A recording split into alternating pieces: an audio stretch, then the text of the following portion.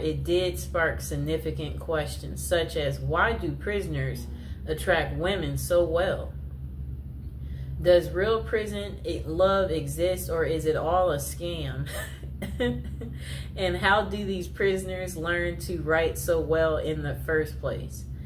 The myth: women must be twisted to fall in love with prisoners. Look, this phobia, I've never heard of it. Hybristophilia. When it comes to having a strong attraction to social deviants, criminals, and prisoners, hybristophilia comes to mind. This is a paraphilia where people are aroused by people who have committed outrageous acts such as cheating and crimes, including the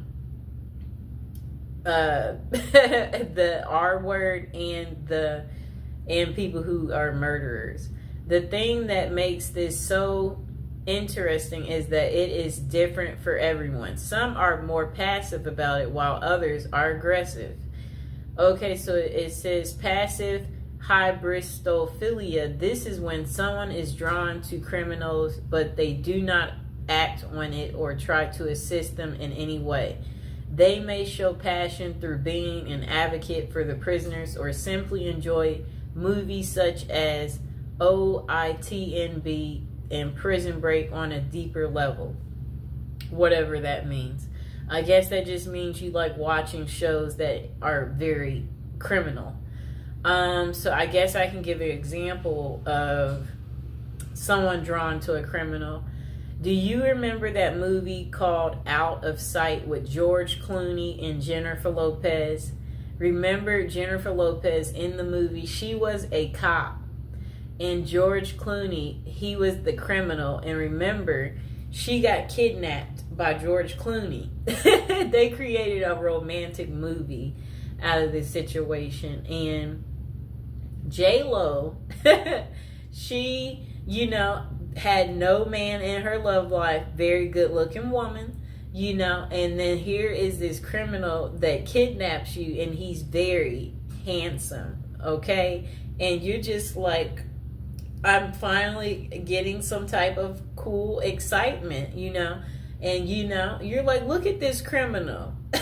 Like, why would I tell on this criminal? I'd never get this level of fascination. That's how J-Lo felt, So, yeah, like at the end of the movie, they were trying to catch him. And the other cops asked her, did you see him? And she kind of like froze, like, because she's wondering, do I tell them? Because she is at work and she is in uniform. She's a cop. And she's like, no. Like, she's not going to rat on him because she fell for the criminal. And before that, her and George Clooney, remember, he's a criminal and he's on the run. And she's a cop. So, he had her number, so... Yeah, so what happens is the criminal contacts you. Look, the criminal contacts you. You're at home and you're sleeping. The criminal contacts you, and then you wake up because it's the criminal. And then when the criminal is contacting you, that's when you're like, you're all ears because you don't know when you'll ever talk to this criminal again because he's calling like private.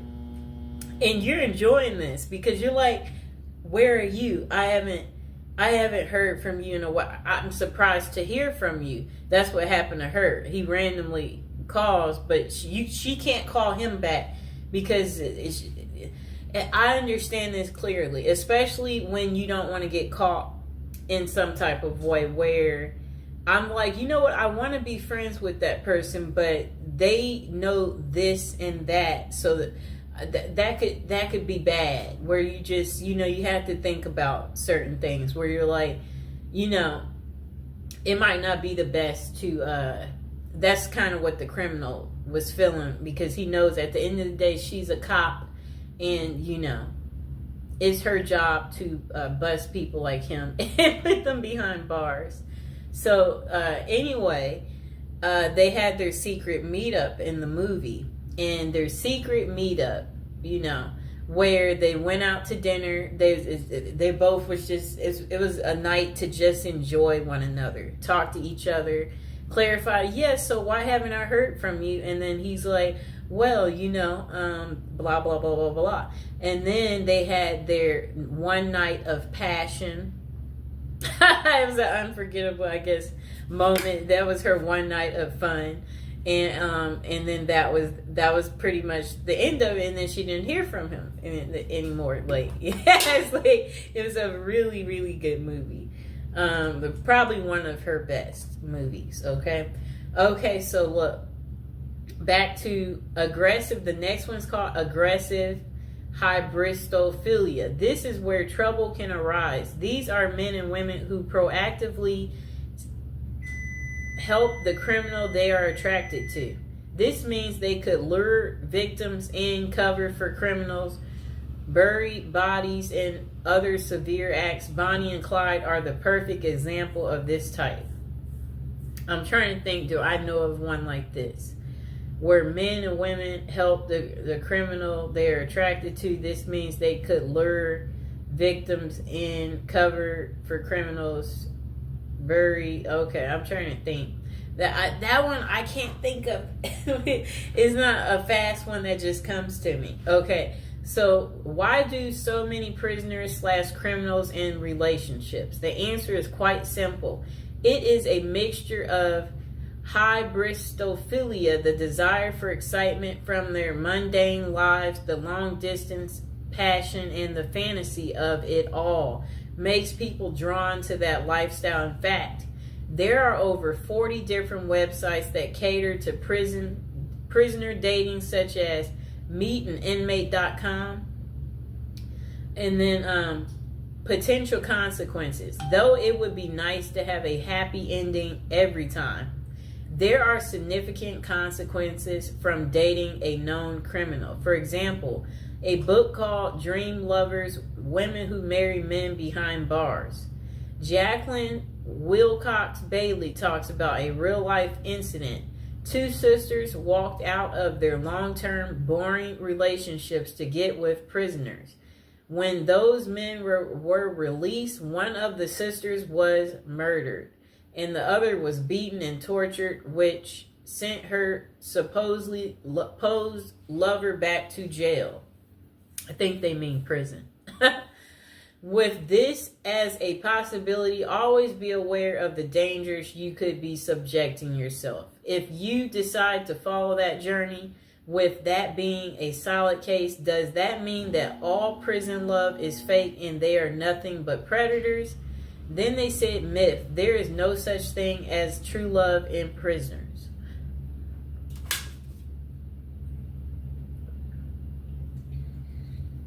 Okay,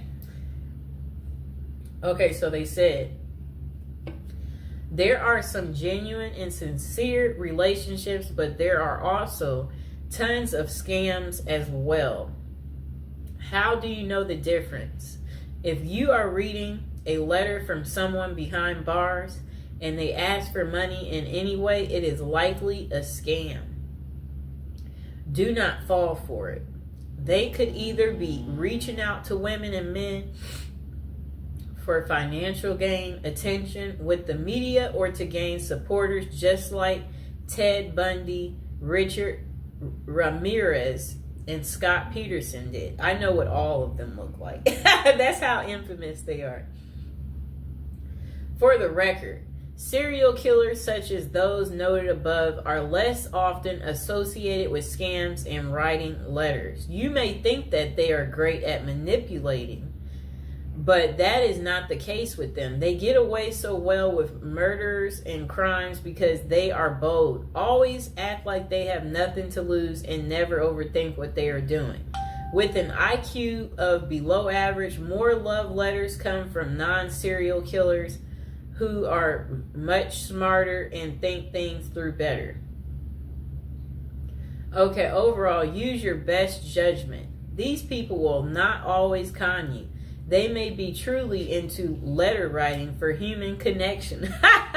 That's kind of funny because like they crave the connection, so that they're writing the letter because, you know, There are many people in jail who do not have family or friends to reach out to. So they turn to pen paling to feel involved, valued, heard, and feel like they matter. Though it may not always be about love, it can still be about companionship and support and worth volunteering to help people such as them feel cared about. Bonus, how to craft a prison letter. One thing I noted the most about the letter I have how well written it is. There are no errors. The penmanship was nearly perfected and the message was very well contrasted. So how did someone in prison learn to write so well? One word: practice. Those who write love letters will use trial and error in their writing. For example, they would keep tabs on the responses they would get from their loved ones. When they said certain things, they would then work on perfecting in those areas to get even more positive responses. In addition, they could have utilized other inmates for assistance as well. More perspective is a catalyst for fostering new ideals in learning how to write a moving love letter or scamming someone successfully. If you want to learn to write a great letter, start with practicing. Use your feedback as a guide and never be afraid to ask for help so you can become a pro. And the final thought, falling in love with criminals and prisoners is hypobristophilia. Though having this characteristic is a passive sense, is fine. Seek help if you feel like you will act on those passions.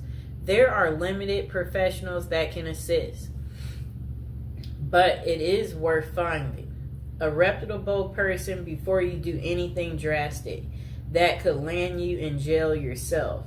Oh no. Remember, human connection and writing to prisoners is a great way to improve their quality of life.